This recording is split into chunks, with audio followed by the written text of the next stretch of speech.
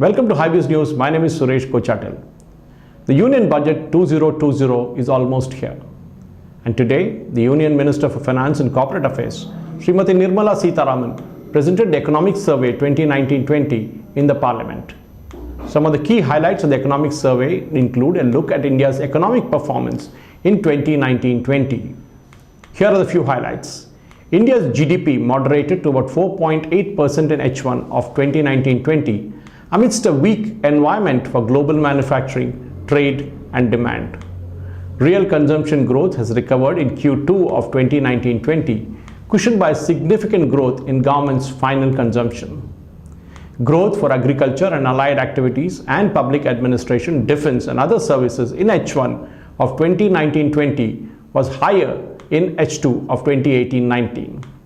India's external sector gained further stability in H1 of 2019-20. Let's look at the current account deficit, which narrowed down to about 1.5% of GDP in H1 of 2019-20 from about 2.1% in 2018-19. The impressive foreign direct investment continues. The rebounding of portfolio of inflows actually is getting good. The accretion of foreign exchange reserves is better. There's a sharper contraction of the imports as compared to that of exports in H1 of 2019-20 with the easing of crude prices. Headline inflation is expected to decline by the year end. Inflation increased from 3.3% in H1 of 2019-20 to about 7.35% in December 2019-20 due to temporary increase in food inflation.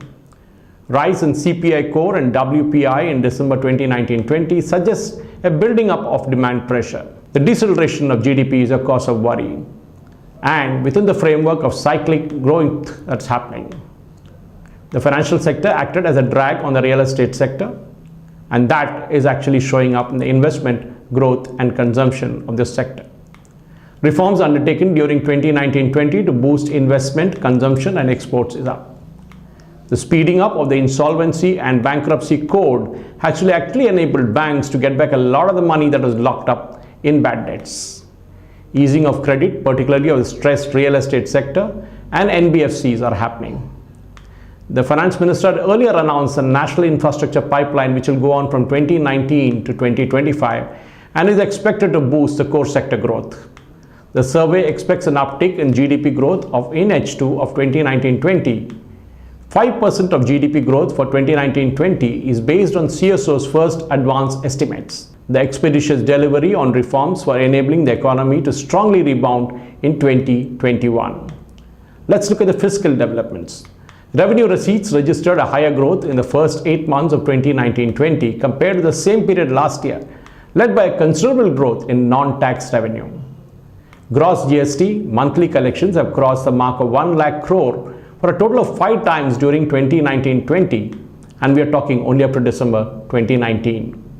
The structural reforms undertaken in taxation during the current financial year includes change in corporate tax rate, measures to ease the implementation of GST, fiscal deficit of states within the target set out by the FRBM Act. The survey also notes that the general government, center plus states, has been on the path of fiscal consolidation. Now let's look at the external sector. The balance of payments has improved from US 412 billion foreign exchange reserves in the end of March 2019 to about US 433.7 billion by end of September 2019.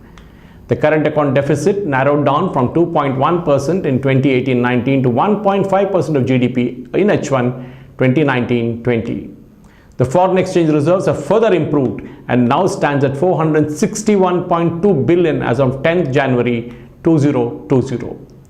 The global trade, which has been taking a huge hit, is now expected to sink in with an estimated 2.9% growth in global output in 2019.